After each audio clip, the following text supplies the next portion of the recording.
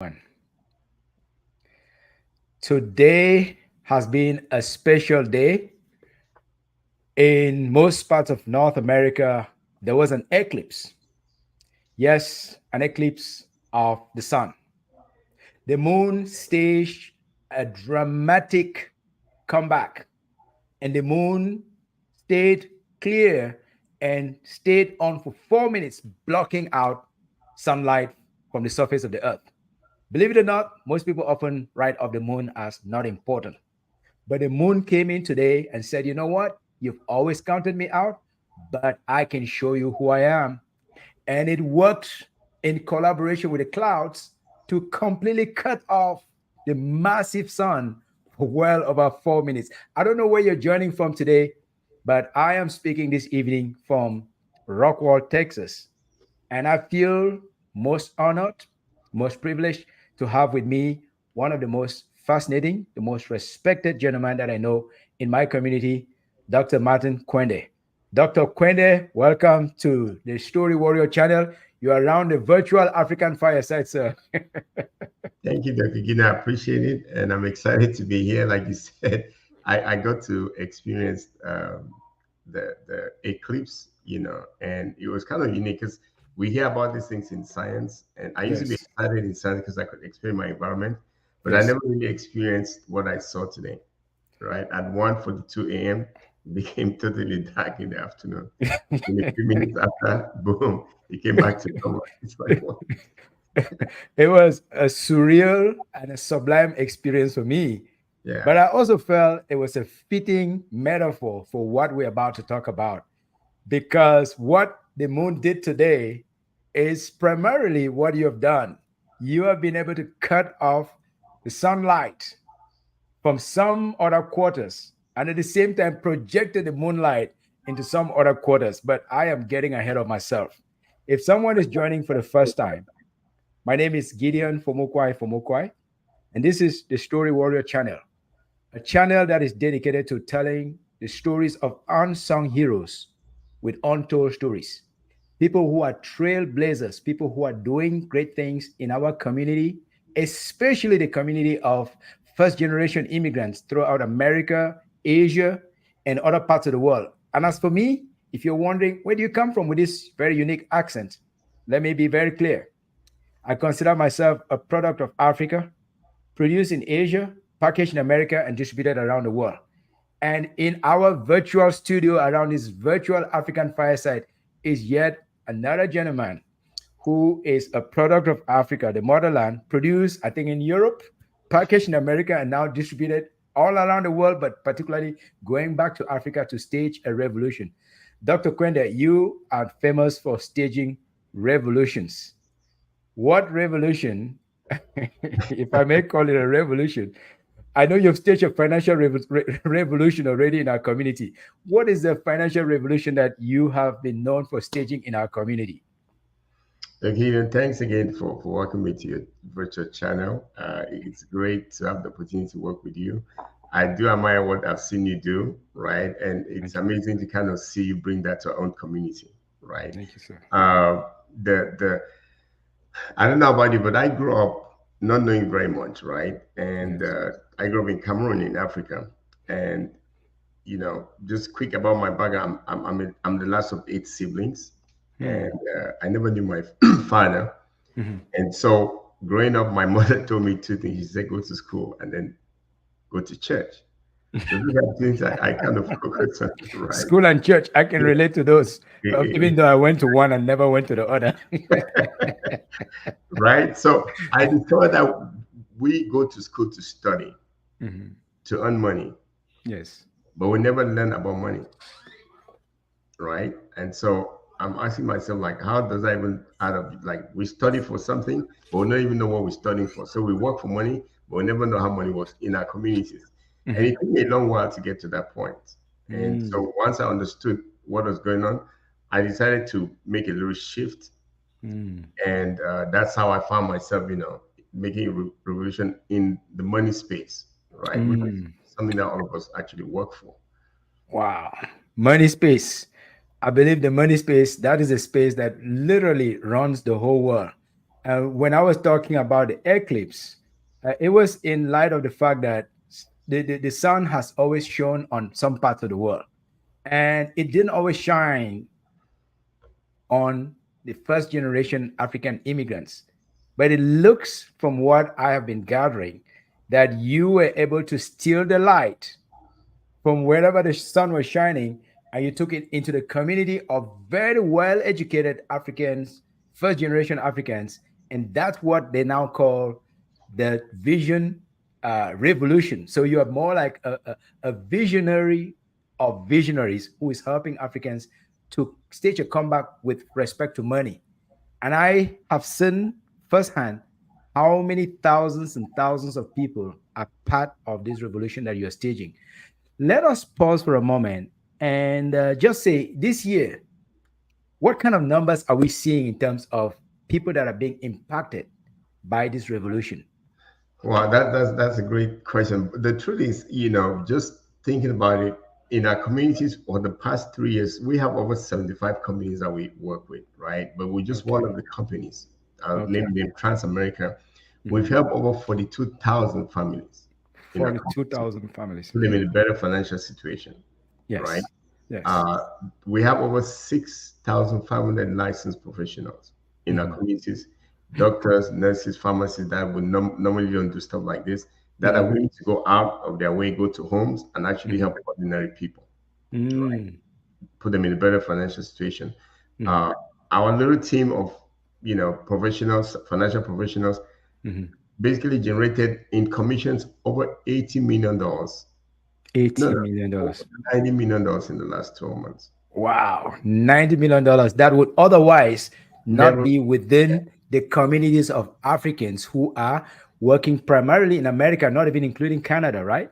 Exactly. And we help create, over $19 billion of life insurance leverage, right? In the Mhm. community.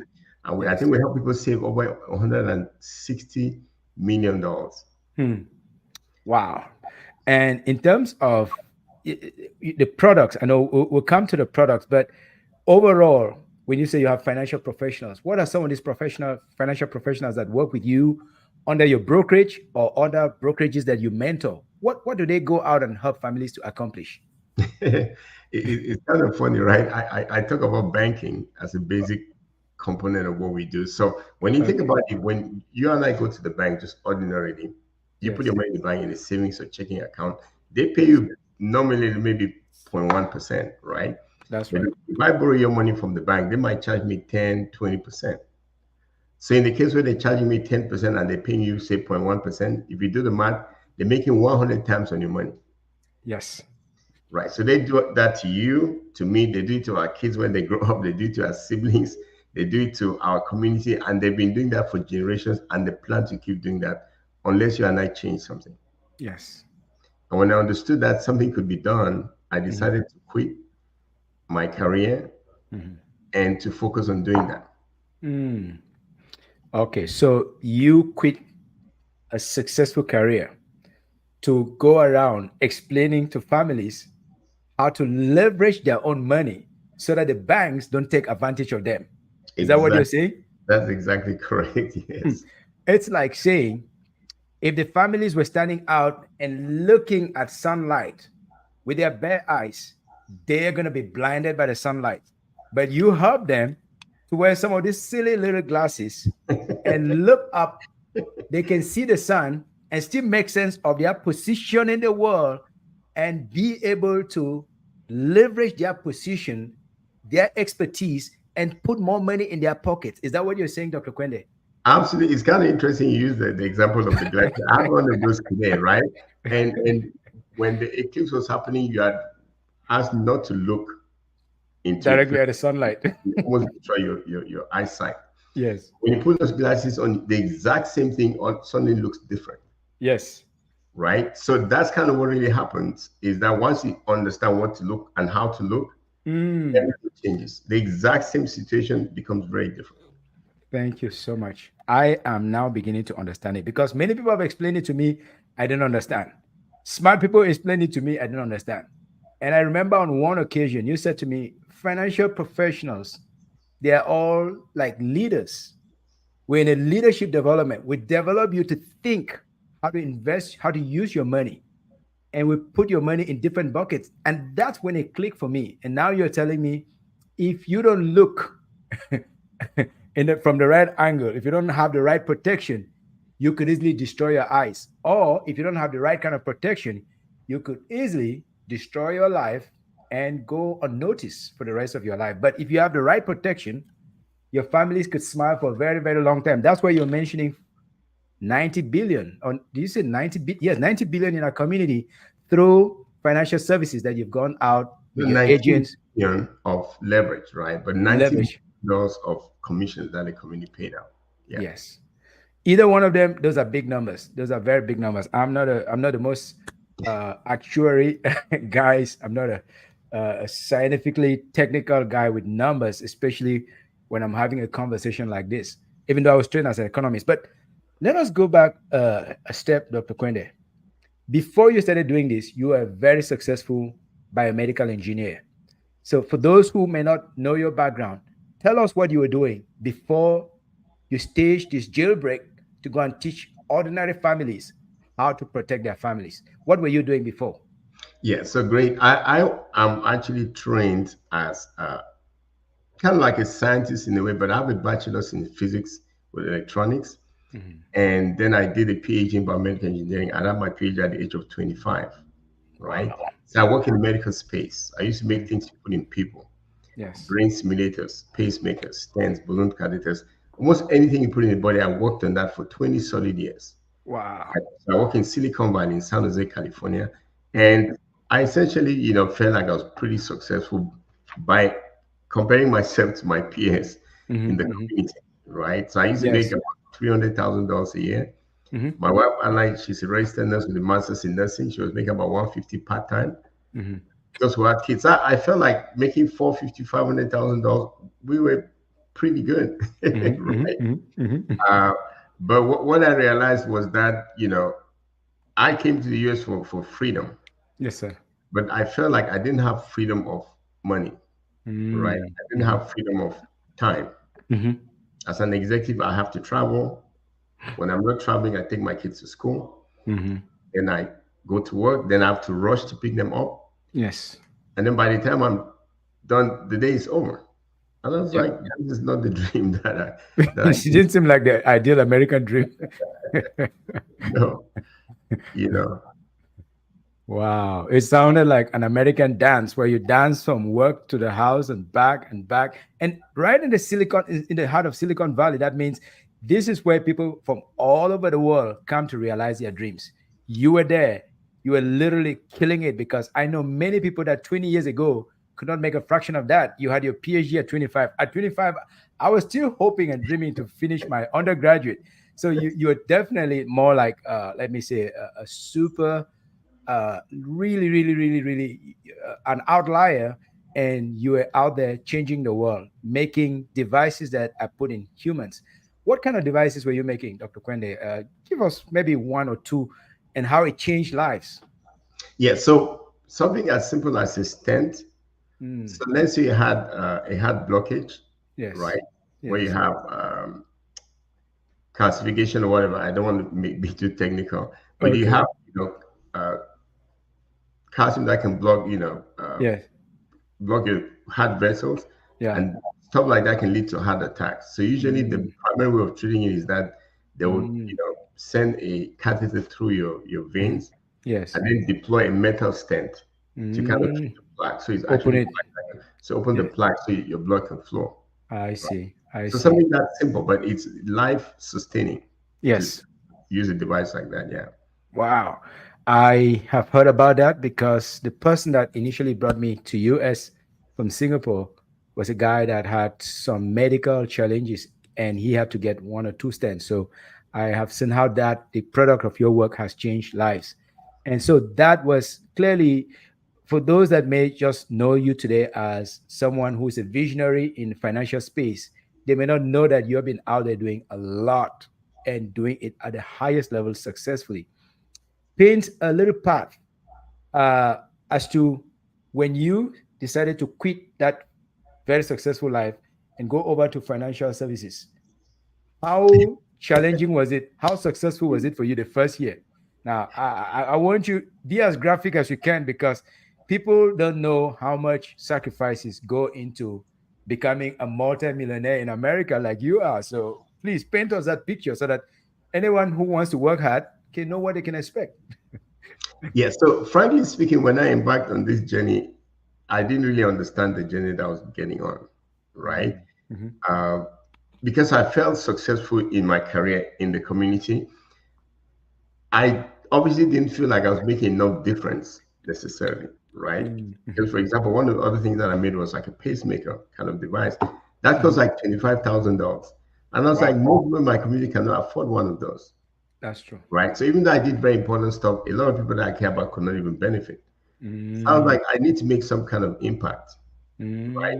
Mm-hmm. And so I used to go to a financial company, Yes. Ameriprise. Yeah. But when I went there, I had to kind of pay them annually because my bosses said you have to do that. So I did. But when I went there, I did not, I saw Indians, I saw Caucasians, I saw Asians. Guess who I did not see? People that look like me and you. Okay. I Okay. said, I'm like, Typically, yeah, we're not in the room. We're not at the table. I'm like, where did they go? Right. Then I Yes. discovered that they didn't go anywhere. Mm. So someday somebody invited me to come and check out something. He said, "Oh, I have something for you to come check out." So after where I went, and it was same financial stuff, but the guy told me that, "Hey, I can help you, but you don't have to pay me." Mm. I said, "Okay, show me how that works." So he did. Right. Mm-hmm. As soon as he did, I'm like, "Man, you do the exact same thing my financial guys were showing me, but it's even better." And Okay. I was Wow. like, maybe that's why my people don't go because they have to pay. So I'm like, this one they need to know. I said, how do I tell the people? He said, you can't do it. You need a state license. I said, no big deal. I'm smart. So I said, sign me up for the license. I went there on the Monday night. Mm-hmm. By the following Tuesday night, I got the license already. Wow. Wow. That was in 2010. So I Yes. started telling everybody about Mm. financial savvy, Mm-hmm. right? So I did that for like 4 years. So from Mm-hmm. 2010 to 2013. Mm-hmm. But I made some money because they said if you help people, you can make some money. So I kind of casually just did it, and I Mm-hmm. showed it to everybody that I could show it to. And most Yeah. people were like kind of like not interested in listening, right? Gave you a cold shoulder. Yeah, exactly. But I really didn't care because I just wanted people to learn. Yeah. So by 2014, after studying this for like 4 years, I had made a total of $69,000. I Hmm. told myself that from what I can see, looking forward, Yeah. this knowledge could totally change our community. No kidding. So I made one of the stupidest decisions that I could make. I told myself if I'm going to do this correctly, I have to go put full time effort. But I couldn't tell my wife that, right? Yeah. So I Yeah. lied to her. I told her, I said, this thing that I see has great potential, Mm-hmm. but it's going to take a little bit more focus. So why don't you quit your job as a nurse Mm-hmm. and take care of the kids to give me the chance to put more effort into this and then also keep my job? Mm-hmm. She's like, are you sure? I'm like, yeah. So she made me write her resignation. What? She quit. Yeah. No kidding. So then 1 month after she quit, I was coming back from work. I gave her a call. I said, baby, listen, I quit my job today. She's like, what, you crazy? I'm like, no, I'm not. Two I'm of not. us. Two of us. No income. Yeah. Right. We're Jesus. making half a God. million dollars at that point. Yes. In this business, the previous 12 months, I only made 28,000. Right. Yeah. But That has got to be some long explanation you have to give. I yeah, don't but know. she always believed in me though. Right. So Okay. I said, we Okay. have some savings. Don't worry about it. So we started doing it. And so now I have to tell everyone because I'm doing it full time right now. So every time I go to a party or anywhere, I'll be telling everyone I do meetings. All of a sudden they knew me around as the guy that's telling them stuff about money. So they didn't like to hear. So every time I go to a party, they'll be like, he's coming, right? People run away. So when I come into like they have parties in the main parlor or Yeah. whatever. When I come to the parlor, they run to the garage. But Oh I my didn't know God. that's why they ran away, right? Oh So my God. I Oh my followed them God. into the garage, they rush back into the living room. That has got to be very lonely. So I come back, they all rush upstairs. Oh my And I God. follow upstairs, they jump through the window. Jump through the window. Nobody wanted to talk to Yeah. you. Little did they know you were Robin Hood. Oh my goodness. So it was kind of rough. But I was very determined in Uh-huh. what I understood, right? And Yeah. I said I was going to keep doing this. The cool thing is that the guys that introduced me told me that if I dedicated 5 years of Hmm. full time focus to helping people this way, I'll be financially free for life. So I Wow. kind of like, okay, I'm going to give that a shot. I already went to school for all this time. I kind of knew what I knew, and I knew the limitations of the job. Yeah, yeah, yeah, I yeah. said, let me give this a shot. So I did it for the first year, I made like 97,000. The Mhm. second year, it doubled to like 201,000. And I was like, man, I figured out this thing already. Guess what happened the third year?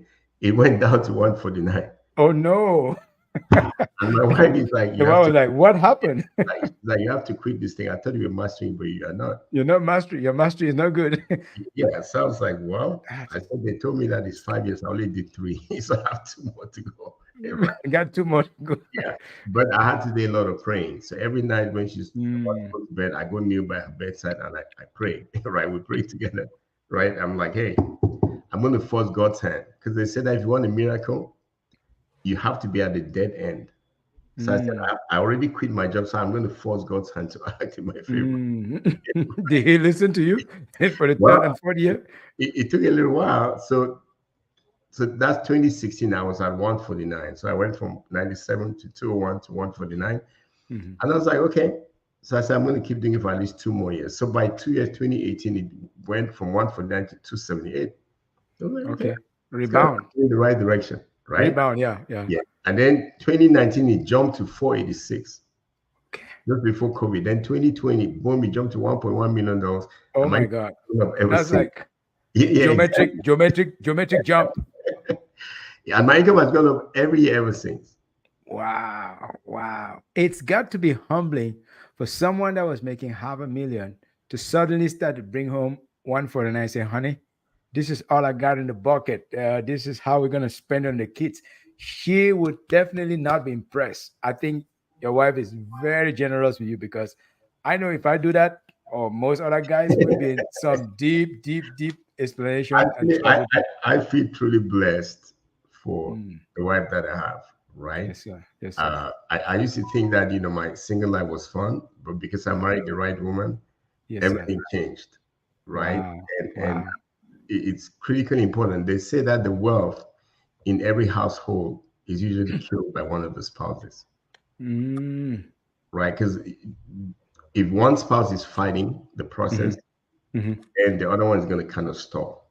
I see. I My see. wife was always supportive, even when she didn't Wow. understand. I know in that 2016, when the income went to 149, I learned this like by 2020. She went Hmm. and she over the prayer request at church for them to pray for me to quit the business.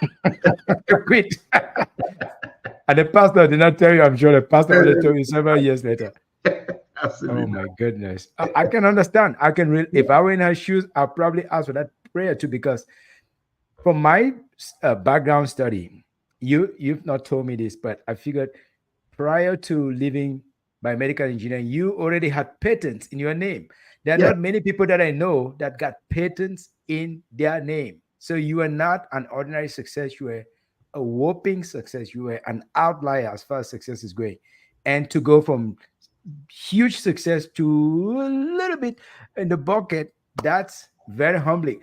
How did you feel yourself walking around, knocking on doors, or talking to families when you knew that some of them were avoiding you? How did you personally feel inside? To be honest, this is why I truly feel like everything that I do was directed by God because it Mm, doesn't even make sense for me right now. I'm thinking about it. How can I mm, spend my entire life studying to be something that I love to do and then just to walk away from it, there you right? go. And I There you risk go. everything, the reputation, right? My friends, Yes, yes, right? yes. And my wife was even more worried about just the embarrassment that would cause Mm, this, that is true. the gossiping behind Yep. our backs and so on, right? Hmm. But I don't know because I already did everything I needed to do in my career. Mm. I sort of understood the limits of what that Okay. career could do. Okay. One Okay. guy asked me in one event I went, I think it was in Dallas actually. He asked me, he said, where did you get the courage? That's exactly what I'm asking. Yeah. So this is what I asked him. I said, "You have a job, right?" He said, "Yes." I said, "Does your job have the horsepower to get you to your dreams?" He said, "No." Mm. So I asked him, I said, "Okay, who needs more courage? Me that is doing something that has potential, or that doing something that has no potential?" Yep, yep, yep, yep, yep, And the guy yep. was like, "What?" Right? That's And this right. actually goes for most people right now. A lot of us are like, "Hey, I'll keep my job." But the question is, does your job truly have the Have the horsepower potential. to get into where you need to go? That's If right. most people are honest, the answer is going to be no. Absolutely true. I can. If somebody has worked for 10 years and it hasn't worked out, how many more years would he need to work to prove that it's not going to work out? I So, guess. I guess that's why you concluded that after 20 years, if I've yeah, not reached the top, I guess the 9 to 5 is not really going to serve me yeah, anymore. So I yeah. may as well throw in the towel and give More everything people. that I have so that this Yeah. could potentially lift me to another level. And sure enough, it did. Doc, I know you as a visionary, and all through all my research, you're not just a visionary. Everybody talks about the fact that you're an absolute gentleman, but also beyond just being a gentleman in business, you're a visionary and a mentor who is mentoring others, who, coming from a place of a very, very generous experience. I've never heard a single bad thing about your involvements, and I've had to interview many, many people, not one. They say you bring a perspective that is uplifting. You're willing to help the little guy. You're willing to go an extra mile to lift up another person. Where did this come from? Is it something that your wife cooks and puts in the food? Is it something in the water? Is it something from your educational system? I know you were educated by priests at a special institution in, in Cameroon known as Sacred Heart College. Is it from PSS Mankan? Is it from the institutions in UK? Is it from Silicon Valley? Please let us know, because there are other people that also want to have a little drink of that so they too can be this kind and generous with their skills and talent. Well, that's a deep question. I have a very simple approach to life, Mhm, right? So mhm, growing up without ever experiencing a mother and a father in the same room ever, mhm, mhm, right? Uh, Growing up with not really having a lot of hope mhm. about a bright future. The only thing that was bright was that I was smart at school. It took me a Yep. little bit to figure that out, right? So Mhm, I had to keep life very simple, mhm. right? So when my mother said, go to church, at some point, I figured out that there was a heavenly father that was present everywhere, was omnipresent. And all that I had to do was to do Uh-huh. my best, and then he would do the rest. Okay. So I knew I never had to worry about anything. As long as I Okay. give my best, things always work out. That's has always been my mindset, right? Oh. And so I don't get easily mad with anyone. I don't like Mhm, to keep scores, stuff like that, mhm, right? mhm, I just mhm, like to. I mean, one of my pastors told me that if somebody offended you mhm. and you responded, God is going to punish you for your response, regardless. Because you are trying to play God. Yeah, exactly. So He's I'm like, like, hey, to the best of my ability, I'm not going to respond in a negative mm, way, because I I only see. what I give is what I get back. Does that make I sense? see. So I I see. learned to not respond to people the way they want, right? Okay. Okay. And so on a daily basis, my focus is very simple. Mm. I want to get the most thank yous that I can get, Ah. Hmm. right? So Yep. I go out of my way to do good Mm. Mhm, every mhm. day Yep. just to get the thank yous, because I know when I get Wow. the thank yous, everything is going to follow me. That's what some people call servant leadership. So you're a visionary mentor, but also a servant leader. You're out there trying to serve. You're not out there trying to glorify yourself, or the fact that you're a super smart student, or the fact that you're a biomedical engineer by training, the fact that you've done it all, but you're out there trying to serve others. And you're very big on leadership development, very, very big on leadership development, giving a chance to to other people from other backgrounds who may not necessarily have experienced 1/4 of what you have experienced. Why are you so big on leadership development? Well, this is what I kind of know. If you believe in God, you will know that God made you and I, every one of us, with everything that we need to win big in life, Mm-hmm. right? Mm-hmm. And what is actually stopping us is how we think, Mm-hmm. right? Mm-hmm. So the only way that we can experience our full potential is to develop ourselves. Mm-hmm. See, a lot of people would be like, "Oh, I don't want to get out of my comfort zone," and my question would be like, "Are you comfortable where you are right now?" And the answer is no. So I'm like, "What do you mean you're comfort zone? There's no comfort zone. It's a familiar zone, right?" Mm-hmm. So the idea of leadership or mentorship is to help us get out of our Mm-hmm. familiar zone.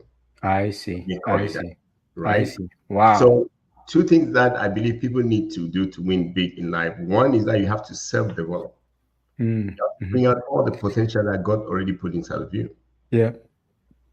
whether it's reading books or Yep. into audios, whatever. That you have to build your confidence and be Mm-hmm. able to bring out all the good things. But at the same time, you need to have a leader or a mentor that you allow to push you out of your Yes. Yep. discomfort, right? Yep. Yep. So that's why for me that's critically important. Okay. I mean, someone that you allow and trust to push you beyond where To you can. push you. Yeah, Wow. Wow. Is that why some people have called you a visionpreneur or someone who gives a vision to entrepreneurs? Because entrepreneurs, they sure want to do something.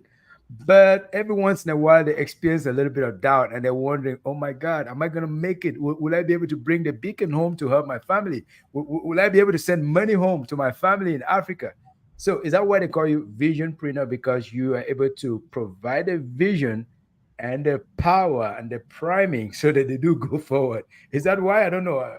This just came to my mind. And I said, let me yeah. throw that out. I feel truly blessed to have been exposed to what I'm able to do right now, right? Yes.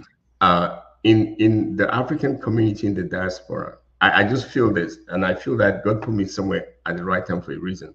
Mm, If I had not obtained a PhD, for example, a doctorate degree, yes. and I told someone about what we do, they'll be like, Yes. "Well, you haven't studied all the way, so you can't understand." Okay. Okay. Okay. If I hadn't worked like in Silicon Valley and made the kind of money I was making and lived the life that I was living, they'll be like, "No, you haven't experienced life still," Yes, sir. right? Yes. So I feel like the experiences that I had, Yes.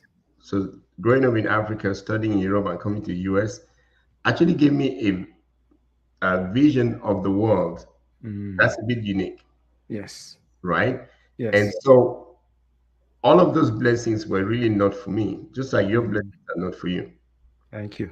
Our blessings are for the people that are around us. Mm, But my blessings are with you, though.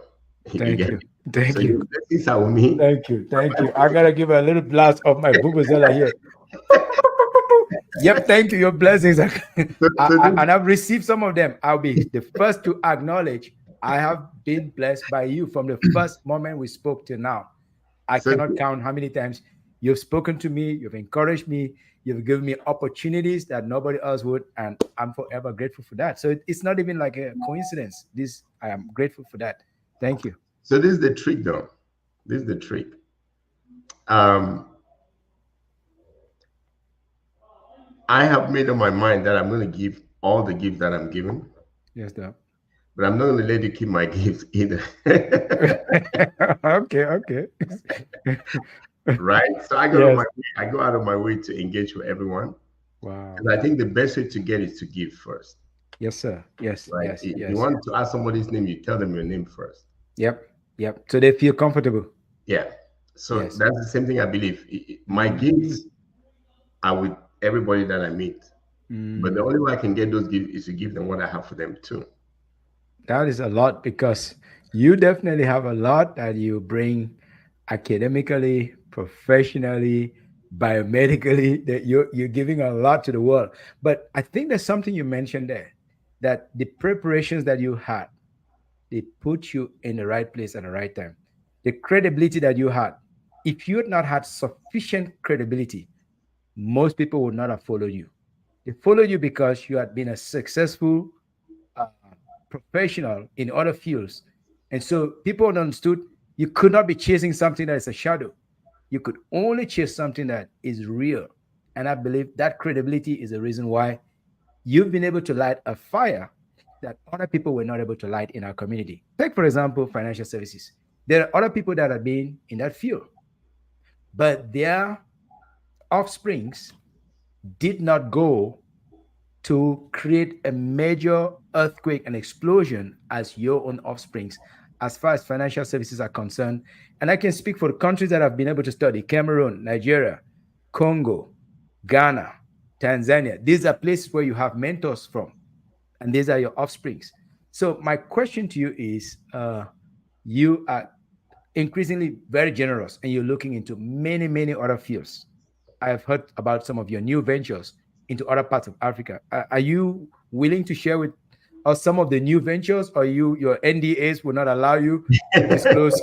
Maybe, maybe you got some very strict NDAs that I don't know. I'm just trying to see if we can steal some of your fire and light up more continents, more places.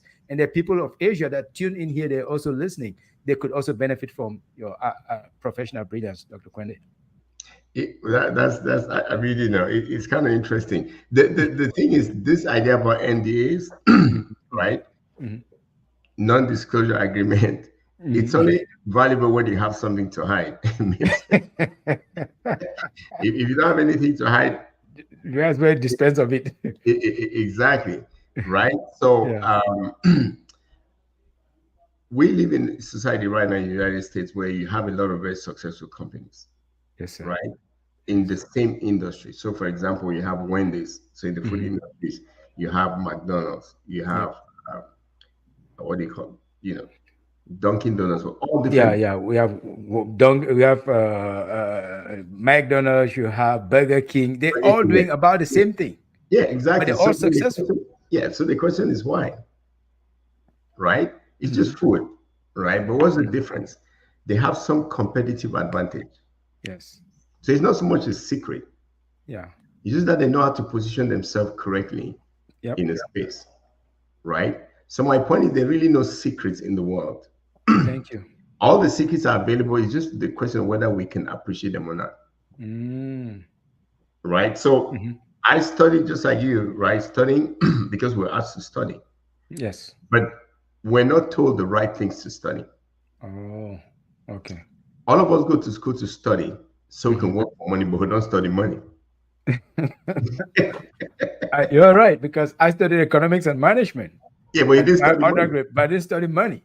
Yeah, I went on to study communication, but they didn't mention anything about money. Then I went from there to a doctorate in education. Nothing was mentioned about money, yet I had thousands of dollars in debt. exactly. So that's kind of part of the challenge. Is like we in a society where if you don't know, you don't know. I don't Mhm. know. Some people might be watching this. They're not from Africa or whatever. But there's something we say in pidgin English.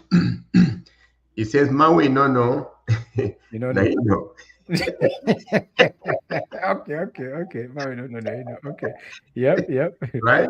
yep. So it's like you can sit in the same place and you see hear the same exact thing, but Yes, your perspective makes that knowledge very different. yes, sir. So I went to school to study just biomedical engineering, science, and whatever. Yeah. But when I understood that there's a different way of thinking, I told myself I'm going to reduce myself to two things. Oh, One is financial empowerment. okay. Because unless we empower our communities financially, we're not going anywhere fast, That's true. right? Yeah. That's why we teach people about money because they don't teach you that in school. Yep. It means you have to learn how to become a business owner in essence. Yep. But being a business owner is a whole process in itself, right? Something Mm. like entrepreneurship, Yep. right? They Yes. also don't teach that anywhere in school. Nope. But they say that teaching MBA school, but they don't really do. They teach you how to work for an entrepreneur. Right? Corporate finance and all the rest. Exactly. So I told myself I'm going to focus my life going forward on two things. One is financial empowerment of our communities. Then the second one is entrepreneurial empowerment. Mm. Now, let me give you some perspective because it's important to understand. And I Okay. hope that our African leaders have to open their eyes. Thank In you. the United States, 330 million people strong about. Yes. The US government employs under 3 million people. Now, Amazon as a company employs more than 1.6 million, so more than half of what the US government employs. Hmm.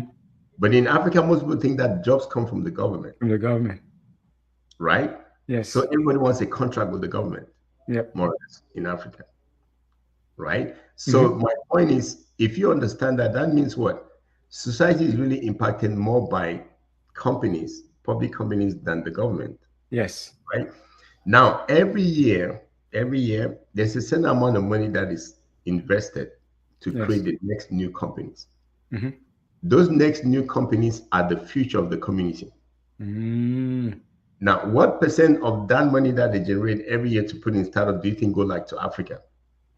that's a great question. You'll be shocked. It's like 1.2%. Oh my God, that's a jaw-dropping number. Exactly. So think about it. If the future is defined by those companies, the new companies, and Africa is only getting 1.2%, guess what? We're in serious trouble. Hmm. You would think that our leaders will be talking about it, but they have no clue. It's kind of shocking, really, Mm-hmm. right? Yeah. But this is something that we have to wake up to. Hmm. So I decided that, with a few friends, we have to focus on shifting that number, Okay.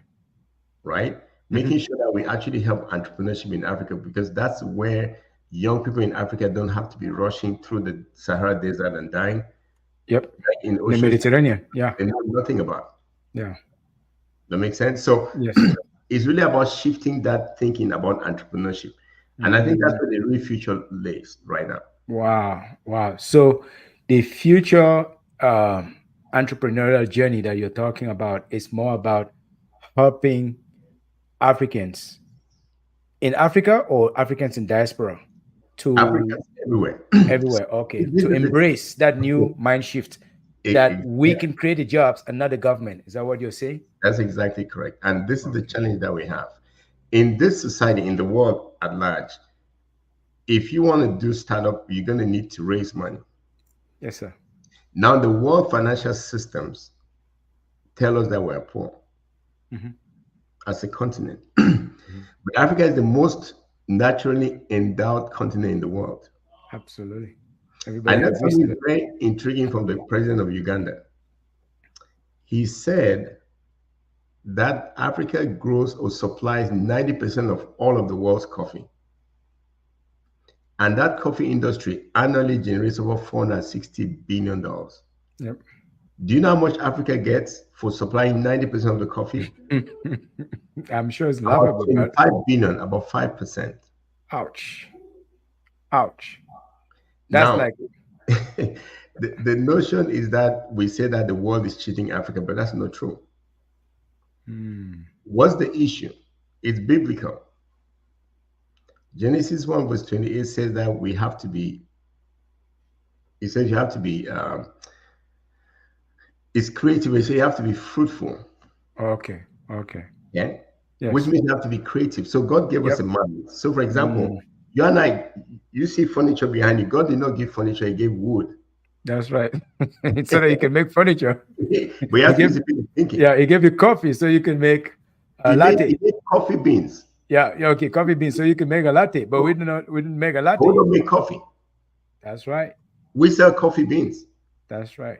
So Wow. Starbucks gets the coffee beans and they make coffee and they have outlets. So they keep all the money and then we complain. So my point is, as Africans, we need to be more creative with our I thinking see. I about the see. resources that we have.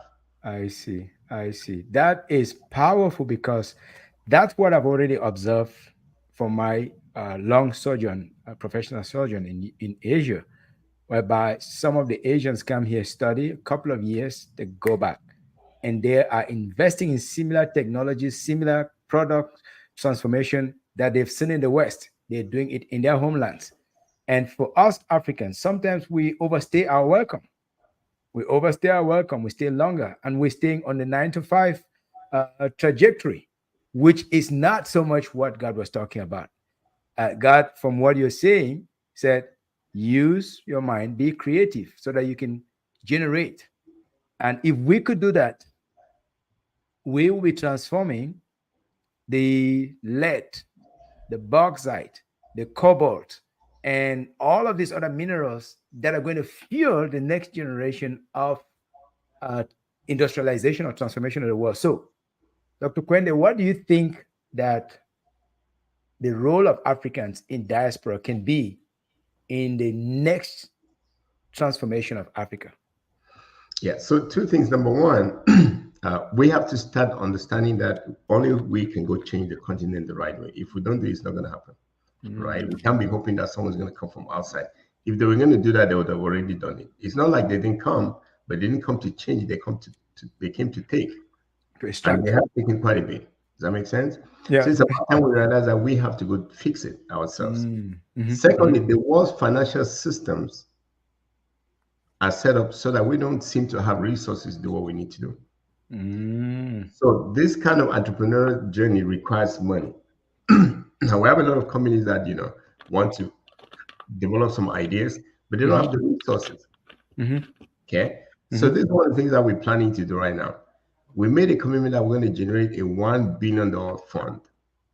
$1 billion fund. Did I hear you right? Yeah, yeah. And this, Okay. as you know, is very simple.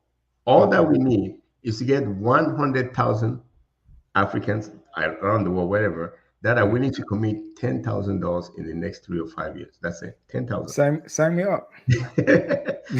Seriously, right? That's I it. mean, that would not affect me in Yeah. a way that it would not destroy my lifestyle. If anything, I've spent more in the continent into ventures that did not mature because they were not professionally managed. So if you're talking about something that's going to be well managed, as I say, sign me up.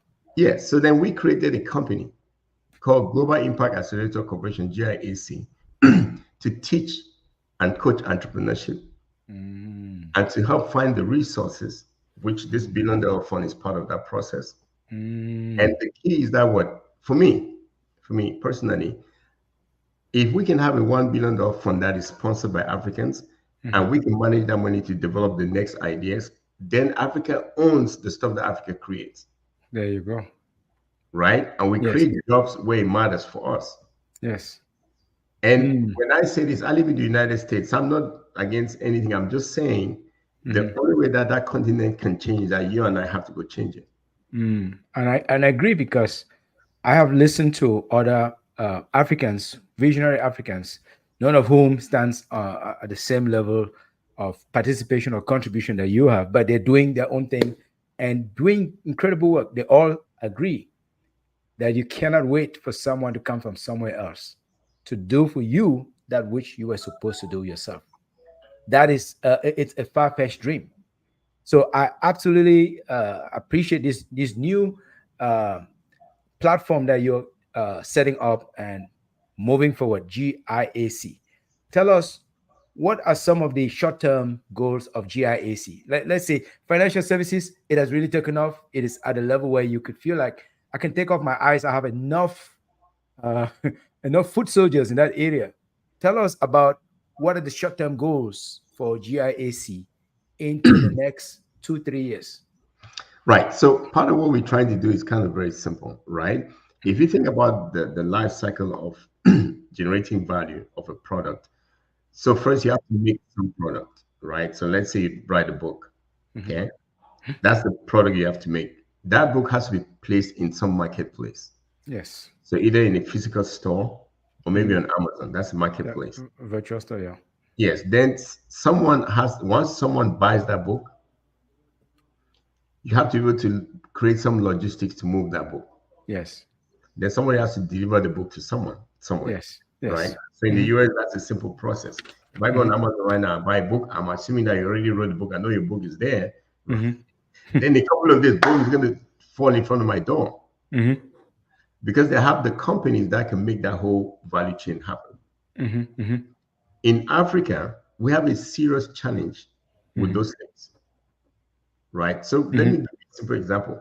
If you went and bought a book on Amazon right now for a sibling that is in Cameroon, Hmm. what address are you going to put on it?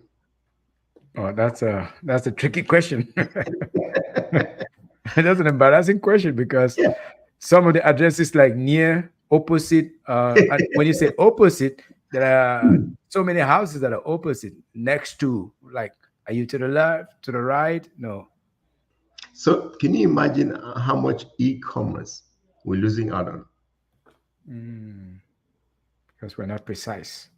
Because we don't have the basic infrastructure Hmm. to benefit from a global marketplace right now. What if we had companies that can solve those problems? And the truth is that we have we have over about 20 plus companies we're working with right now that actually have the foundation to take advantage of or address some of these key infrastructural challenges, Okay. but more from a digital perspective. Oh, okay. So you're more like a Web 2.0 infrastructural Yes, enablement. yes. So the key is Okay. that we want to bring together some key players Okay. to create some kind of virtual infrastructure that can really work. There's some physical stuff, but more virtual, right? So, for Okay. example, it's a simple example. If you live in an apartment in the US, you can have a mailbox, okay? Yes. But if you Yes. have a package, if they assign space for every apartment, they'll have like double the space that they have to use. So they might have like 100 boxes, but you only use it as needed. Okay. So then they'll have software. They have so many Oh, companies that do this. They have software that says, okay, Dr. Gideon, have a package. Boom, you go to the space, you plug in your password. If collect locker it. opens, you take your package, boom, you next That's person. interesting. That's very interesting. Somebody took that idea to Africa right now Yes. in Ghana, but they created public lockers. Yeah. So that means because almost everyone in Africa has a cell phone, if you happen to be next to one of those boxes and you're there for long enough, I can send something to you to that box if you tell me where you are. Mm. Can you imagine solving that little problem? Yep. How much commerce can be generated and how Around that. empowering that can be? That is it's priceless because I know how confusing, how challenging it is sometimes even to send something home. You have to send it through someone who Yes. works in an office that has a physical location, which means you cannot deliver it at a specific time because maybe that person is not going to be in office. If I want to send it to a family member, I have to wait to that moment when that. So that clearly, like you say, it's solving one problem, and it is one problem after the other after the other. That's how a marketplace is created. Right. So imagine that I then connect that company to the marketplace company. So another company has a marketplace where every small company in Africa can have a virtual store, but they don't Wow. have to create a website of their own. Wow. So African marketplace. yes, okay. So it's called VIPsocial.com. You go look it up. That's a marketplace. So imagine that every young person that has can make some art Yes. can be onboarded into that platform. That means if you and I want to buy the stuff, we just go to the marketplace and we can buy it. And there's logistics that can move that product to you and I right here. So if I want to have a dashiki, Yes. a hat with a red feather, Yeah. that will make me feel important. I can go to VIP Social and they Yeah. can help me get a hat, not just Ex- a hat, but a hat with a feather of an eagle from Africa that I can wear. And I feel like, okay, I'm in connection with my ancestors. Is that what you're saying? Exactly. So if we Okay, create that's that, which we're working interesting. on right now, Yes. just imagine how much impact that can have. Wow. Serving over 1.4 billion people currently. Mm. Hmm. Wow. Wow. Wow. I did not see that one coming. I knew you were working on something big, but I did not know that. I did not know you had gone that far. So you have about 20 of these companies Yes. in your incubator. So don't you think that you're using some of the residue of your Silicon Valley days, and now you're helping to create this incubator that can then transform lives of our people on the continent? Don't you see that these things are all connected by virtue of God's will and No, the skills that you have? absolutely true. And you are a story warrior, right? Yes, yes, no. And I can overemphasize the impact that you've had in helping me and some people on my team Yes, to just doc. learn how to share an impactful story, Yes, doc. right? And this Yes. is something that as Africans we don't appreciate very much because we don't really understand the power of that. Because in our real lives, we live a lie.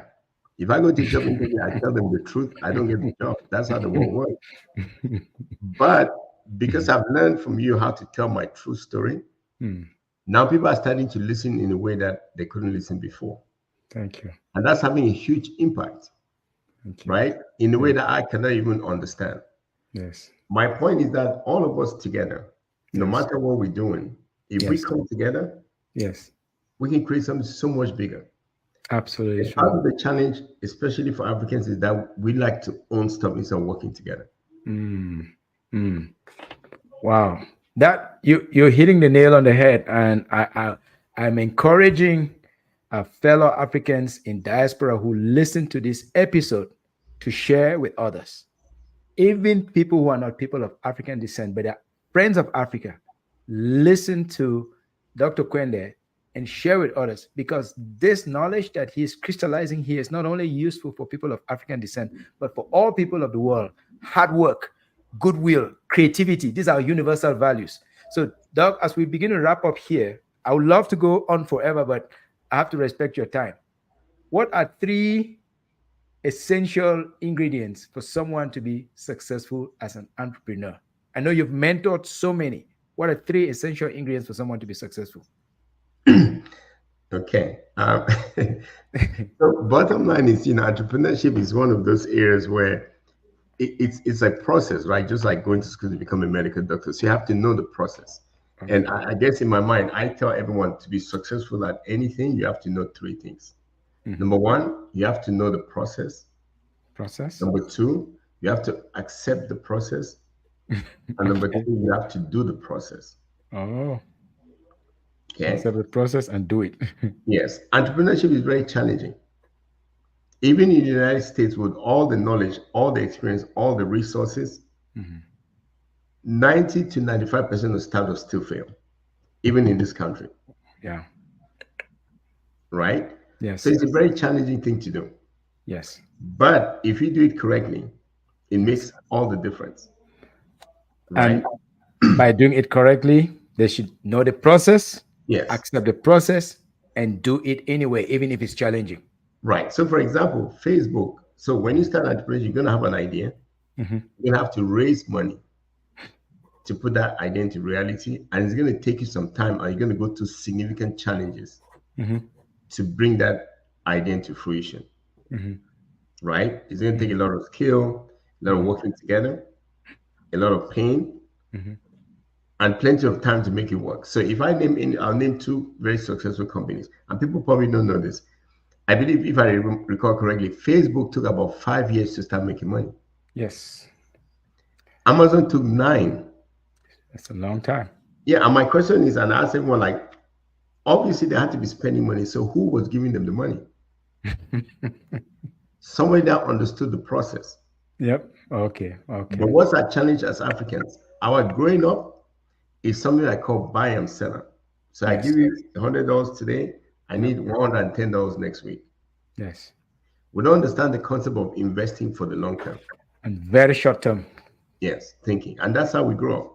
So it's a very Mm. challenging environment to do entrepreneurship because people don't understand how to put money and wait. Wow. Wow. That is very deep. We are very short term oriented. We are myopic. We don't take a long term view. That is very deep. And talk about the importance of do it. Just get it done. Uh, that's Yeah. almost like we're stealing the thunder from Nike, but I'm sure you have a different explanation for it. Why is it so important to get it done? Because I know we also, even though we're hardworking people, but sometimes we can step back a little bit and try to enjoy too much and forget about the importance of taking the grind all the way. Yeah. So all of us actually are very good at grinding on stuff that we've been told what to expect. Okay. So, for example, for you to do a doctorate degree, how many years did it take you? Four. Yeah. But they told you it's going to take 4 years, and you go like, okay, I'm going to commit the next 4 years to doing Yes. this, and you got it done, And did it? Yeah. right? What's the challenge with entrepreneurship? If Facebook took 5 years and Amazon took 9, And then I could not tell you exactly how long it's going to take. Is that true? that's right. That's right. Absolutely. Because it's unpredictable. That's why we don't commit to it. Okay. Okay. Okay. We Okay. like to be certain, and Yeah. that's exactly what the issue is. Oh. the vagaries of uncertainty. That's our Achilles heel. It always undermines us because we don't have that extra resilience to say, okay, I'm just gonna keep going Yes, and going, knowing that tomorrow is a better thing. And maybe that too has had something to reduce, even though we've been successful in financial services, but it's probably also reduced the acceptance rate. The fact that some of the money that you put into financial products today, you may not enjoy it, but it's your children, your grandchildren that will enjoy it. Maybe that too has e- e- reduced some of the degree of success. exactly true. I mean, the bottom line is, I did not come from wealth, right? Mhm. And you probably didn't come from wealth either. Far, far, far, far, far from wealth. Yeah. But we Far, have far. an opportunity where wealth has to come from us, Yes, right? And yes, and a little story I'm kind of just burning to share before we end. And yes. this is part of the challenge that we have, which is, you know what a piñata is, correct? Yep. A Yeah. Spanish Yeah. exotic stuff. Yeah. So kids go to a party, there's a bag with candy. Yeah. And obviously the kids love the candy, Yep. right? And so someone has to be hitting that To piñata, smash the smash the quiniela. Yeah. right? So Yeah. first person that goes, the first kids that go and hit the box, Piñata. Yeah. right? Nothing happens. And it's visibly, Mm. right? Hmm. And the next kid comes, boom, boom, and nothing happens. Then the Yeah. next one, boom, boom, and nothing visibly happens. But Yep. guess what? It's breaking apart I slowly, see. Slowly. Oh. right? Then guess what Mm. happens? Towards the end, some kid comes and then one shot, bam, it goes Bam! down. It Like explodes. hero, hero, hero, right? Yeah. Yeah. But forget that the only way that person is a hero is because of all the other hits that happened before. Oh, that's an amazing analogy. That success is thanks to the other people that have been knocking on it, doing it, doing it, doing Exactly.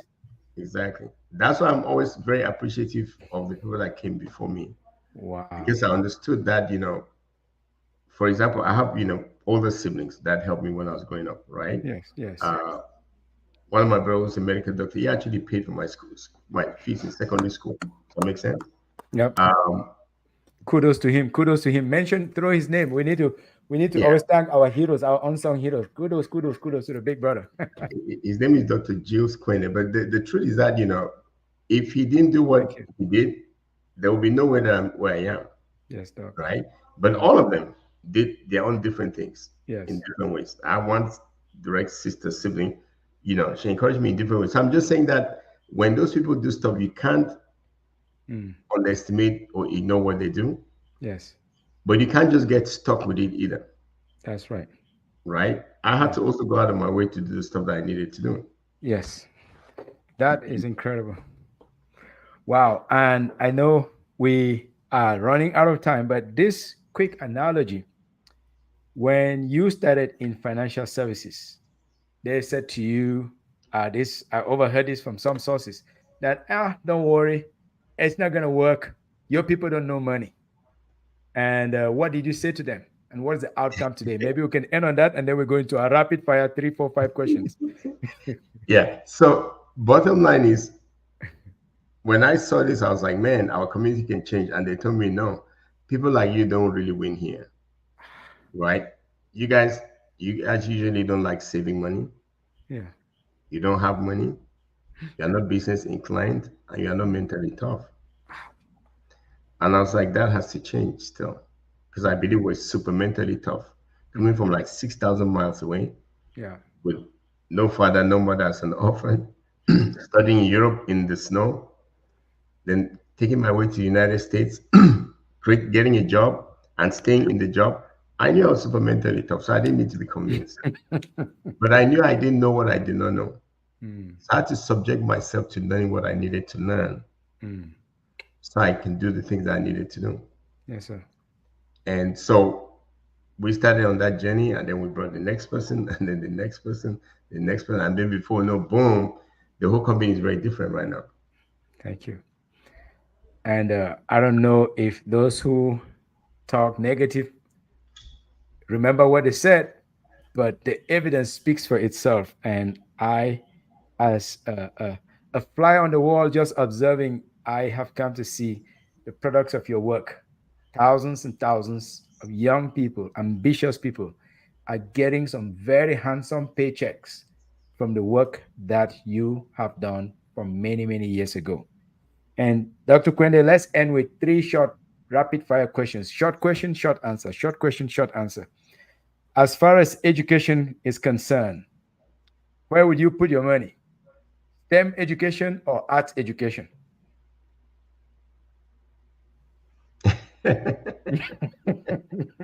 Some of these may catch you off guard, but they're meant to humanize you. Does it have to be one or the other? Okay, it can be both if you think it's both. No, I'm just saying, Okay. so education is key. Yes, sir. So the issue is not the education, is what you're studying, Oh, right? okay. I Yes. recall that we need doctors, we need artists, all of that stuff, Mm. but they don't work for free. Yes. And if you just have people that do those things, but they don't understand how the money system works, Hmm. then they're just working for money and they're not living their full potential. So I'm not going to pick one or the other. I'm going to say there needs to be more than just Mm. those two options. Thank you. And that reminds me of what another gentleman is an oncologist by training, somewhere in New Jersey, high flying one. I also asked him that question because he's giving scholarships back home. He said, Gideon, we don't want to separate. We want to get everybody to be trained. So thank you. You, you survived that one. Now, there's a lot of talk now about West Africa being, it's another beautiful incubator. And East Africa has always been there. They started Africa Online. They started mobile money. They started many, many powerful ventures. So, who do you think is winning in terms of new technologies? Is it West Africa? Is it East Africa? Is it Southern Africa? Oh, is it Maghreb Africa? Or is it?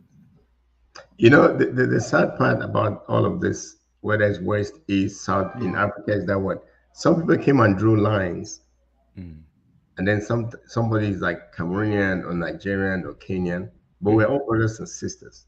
mm, As long as Africa is winning, mhm. I don't care whether it's the West, North, South, all of those regions need to win, Thank you. right? At some Thank you. point, some region is going to be leading, Mhm. right? It's just like you run a marathon, whatever, there's always like some leading person. That makes Yep. sense? We, Yep. we need that, right? Okay. So any Yep. region that is winning, we should be applauding them because they're leading the way so the Yep. rest of us can follow. Okay, thank you. And I'm sure you've heard about Silicon Mountain in Cameroon, uh, Kenya, and Ghana. I mean, there's so much going on. Now, your kids are very big into soccer. Which is better, soccer or American football?